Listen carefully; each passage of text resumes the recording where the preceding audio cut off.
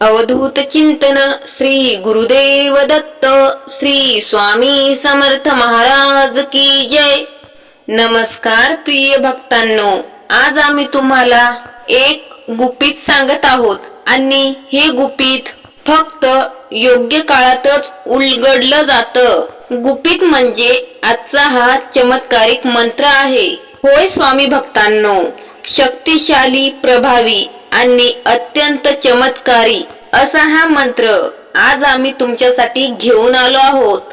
प्रिय भक्तांनो, या मंत्राचा स्पर्श आज तुमच्या मनाला लावून घ्या, मग बघा रोजच्या रोज तुम्हाला अनपेक्षित फळ मिळेल। या मंत्राच्या प्रभावाने अनपेक्षित हजारोचा लाभ तुम्हाला मिळेल। प्रिय भक्तांनो, आता तुम्ही विचार कराल की काय आहे या मंत्रात। हा मंत्र खरंच इतका शक्तिशाली व चमत्कारिक असेल का? जर तुम्हाला या मंत्राचा अनुभव घ्यायचा असेल तर तुम्हाला हा मंत्र शेवटपर्यंत ऐकायला पाहिजे। बरेच लोक अविश्वास दाखवून अर्धवट सोडून जातात आणि त्यांना फायदा होत नाही, पण आज ही चूक तुम्ही करू नका। हा मंत्र त्यांच्यासाठी आहे जे अंधारात वाट चुकले आहेत, कर्जाच्या साखळदंडात अडकले आहेत, कष्ट करूनही हातात पैसे टिकत नाहीत। हा मंत्र म्हणजे स्वामींचा प्रत्यक्ष आशीर्वाद आहे। प्रिय भक्तांनो, विश्वास ठेवा, हा मंत्र कोट्यावधी लोकांमध्ये काही निवडक लोकांपर्यंतच पोहोचतो। प्रिय भक्तांनो, फक्त श्रीमंतीसाठीच नाही, मनाच्या आनंदासाठी, चांगल्या विचारांसाठी आपण हा मंत्र ऐकला पाहिजे। हा मंत्र तुम्ही सारखा 108 वेळा ऐकला नाही तरी चालेल, पण जेव्हा केव्हा ऐकसाल तेव्हा अगदी मनापासून श्रद्धेने ऐका।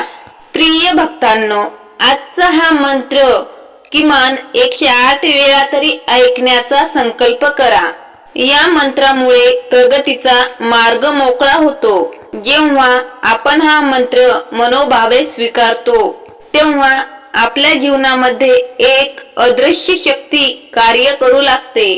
आपल्या मनात आशेचा किरण जागा होऊ लागतो। अनेक भक्तांनी आपल्या जीवनात स्वामींच्या आशीर्वादाचा अनुभव घेतला आहे। जेव्हा जीवनात सर्व मार्ग बंद झाल्यासारखे वाटतात तेव्हा त्या मंत्राचा जप तुम्ही करून पहा किंवा ऐकून पहा। जसं जसं आपलं मन या मंत्रामध्ये खोल जाऊ लागतं तसं आपल्याला आपले अडथळे कमी झाल्यासारखे वाटतात। आपल्या कामात प्रगती निर्माण होऊ लागते, मनात असलेली प्रत्येक इच्छा ही पूर्ण होऊ लागते। तुम्हालाही या मंत्रातील अद्भुत शक्तीचा लाभ घ्यायचा आहे ना? मग आताच हा मंत्र जप ऐकायला सुरुवात करा। तुमच्या मनातील सर्व चांगल्या इच्छा लवकरात लवकर पूर्ण हो, हीच सद्गुरु श्री स्वामी समर्थ महाराज यांच्या चरणी प्रार्थना। प्रिय भक्तांनो, भविष्यातही असेच स्वामी समर्थ महाराजांचे चमत्कारिक मंत्र ऐकण्यासाठी आताच आपल्या या चॅनलला सबस्क्राईब करा। चला तर जास्त वेळ न लावता या मंत्र जपाला सुरुवात करूया। काही जबरदस्ती नाही स्वामी भक्तांनो, परंतु तुम्हाला जर स्वामींचा मंत्र ऐकायला आवडत असेल तर एक लाईक करायला विसरू नका। तसेच कमेंट मध्ये श्री स्वामी समर्थ लिहायला विसरू नका।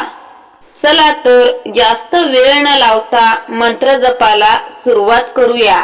ओम स्वामी जगतपालकाय सर्वेश्वराय नमः। ओम स्वामी जगतपालकाय सर्वेश्वराय नमः। ओम स्वामी जगतपालकाय सर्वेश्वराय नमः। ओम स्वामी जगतपालकाय सर्वेश्वराय नमः। ओम स्वामी जगतपालकाय सर्वेश्वराय नमः।